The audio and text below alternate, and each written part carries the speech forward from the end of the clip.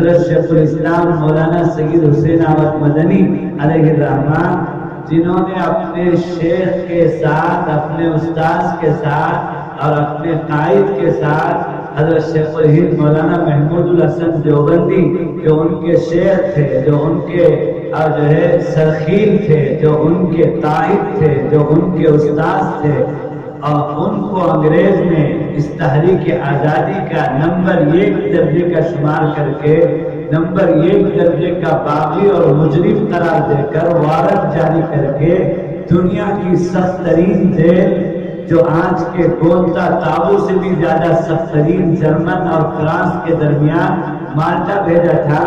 تو شیخ الاسلام حضرت مدنی جو ان کے جانشین بنے اور شاگرد تھے، عاشق تھے، اور تحریک آزادی میں استاذ کے ساتھ ساتھ شانہ بشانہ چل رہے تھے، اسقط پیشکش کی۔ ان کے بارے میں کوئی انگریز کا وارنٹ نہیں تھا، لیکن اسقط پیشکش کی کہ میرے شیخ اور میرے استاد اور میرے قائد شیخ الہند جیل میں جائیں اور میں باہر رہوں، یہ ہو نہیں سکتا۔ اس لیے اسقط پیشکش کر کے حضرت شیخ الہند کے ساتھ مالٹا گئے، اور 2 سال 7 مہینے کا لمبا عرصہ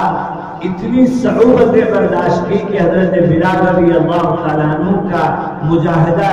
اور اس کی یاد تازہ ہو گئی۔ حضرت شیخ الاسلام علیہ الرحمن اس وقت جب اپنے استاذ کا انتقال ہو رہا ہے دیوبند میں، شیخ الہند مولانا محمود الحسن دیوبندی اسیر مالٹا مجاہد اعظم کا انتقال ہو رہا ہے، تو اپنے اسی تحریک آزادی کے سفر میں کلکتہ میں موجود ہیں، تو استاد محترم کی حالت زار اور قرب وفات اور پھر وفات کی خبر سن کر کلکتہ سے آتے ہیں اس وصیت کو پورا کرنے کے لیے کہ شیخ الاسلام کو حضرت شیخ الہند نے وصیت کی تھی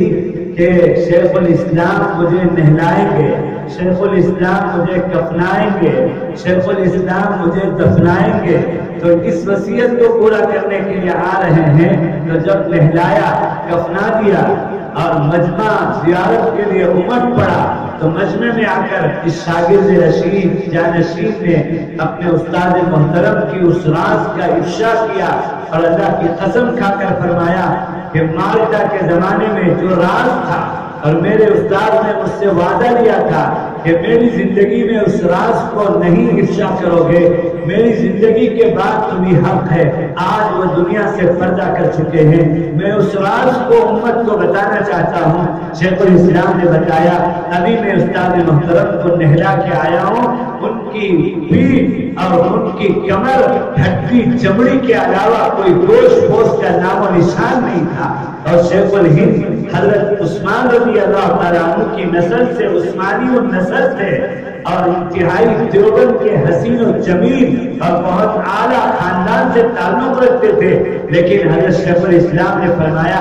میں نے وہاں بھی دیکھا اور میں نے ابھی نہلاتے میں بھی دیکھا کہ شیخ الاسلام کا پورا پشت اور پوری پیٹھ اور پوری کمر جو انتہائی حسین و جمیل اللہ کے ولی کا بدن تھا، لیکن سیاہ داغ کی وجہ سے کالا ہو گیا، اور فرمایا یہ راز ہے کہ جب مالٹا میں تھے تو انگریز لوہے کی سلاخیں داغ کر اب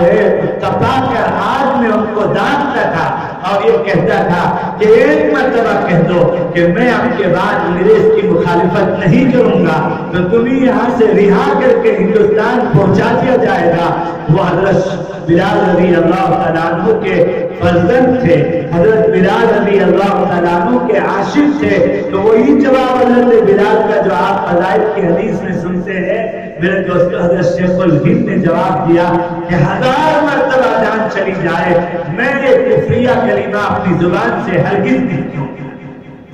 تو انگریز ان کو لوہے کے سلاموں کو آگ میں تپا کر داغتا تھا، یہ وہ راز ہے شیخ الہند کے کمر کا، شیخ الہند کی پشت اور پیٹھ